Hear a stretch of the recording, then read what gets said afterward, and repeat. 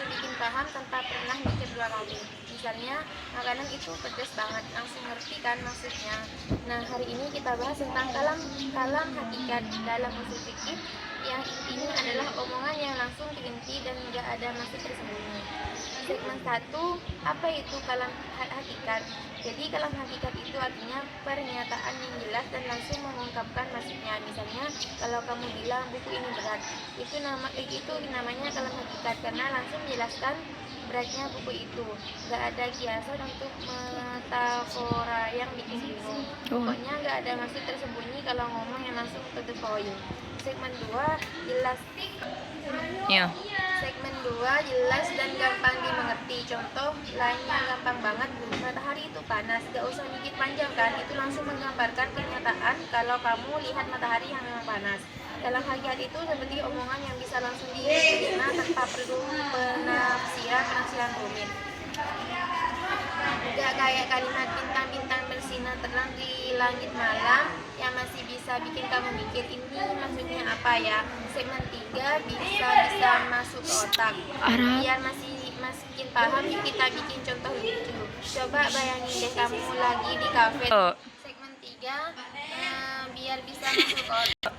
Segmen 3, biar bisa masuk kotak, biar masukin paham, yuk kita bikin contoh. Coba bayangin deh kamu lagi di kafe sama teman kamu dan teman kamu bilang, coba lihat kopi kamu itu pahit banget. Langsung ngerti kan itu kalimat hakikat karena yang dimaksud jelas kopinya pahit. Tapi kalau teman kamu bilang kopi kamu itu kayak hidup yang penuh tantangan, nah itu mulai masuk ke dalam majas alias metafora yang butuh penjelasan lebih lanjut kan. Makanya kalam hakikat itu kalau ngomong langsung clear dan to the point, nggak pakai kiasan yang bikin kamu bengong. Segmen 4, kenapa itu penting dalam usul fikih? Nah, kenapa sih kalam hakikat itu penting dalam usul fikih? Karena hukum-hukum dalam Islam sering kali dikomunikasikan melalui pertanyaan yang langsung dan jelas. Misalnya, maksudnya hello na Jepun. apa? Hello na nga juga. Masuk.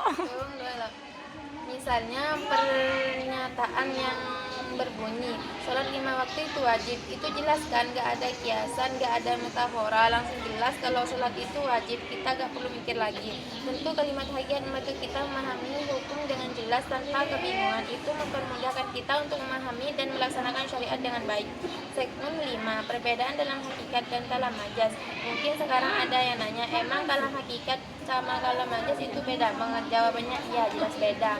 Kalam hakikat itu omongan yang langsung to the point, kayak madu itu manis, kita langsung paham madu yang manis bukan yang lain. Kalam majas itu omongan yang mengandung kiasan atau makna tersembunyi, kayak hatiku hancur seperti kaca yang pecah. Itu jelas bukan berarti hatinya pecah beneran, itu perasaan yang disampaikan dengan kiasan. Penutup kayak jadi sobat ngaji sekarang udah paham kan dalam hakikat itu kalau ngomong yang langsung jelas, gak pakai metafora atau kiasan yang bikin bisa bingung. Sedangkan kalam majas lebih ke pertanyaan yang butuh penafsiran lebih dalam. Kalau kamu punya contoh lain atau mau tanya-tanya langsung, tulis di komen ya. Jangan lupa like, share, dan follow supaya gak ketinggalan episode ngaji santuy selanjutnya. Assalamualaikum warahmatullahi wabarakatuh. Ayo ulang-ulang, nggak masalah. Assalamualaikum warahmatullahi wabarakatuh.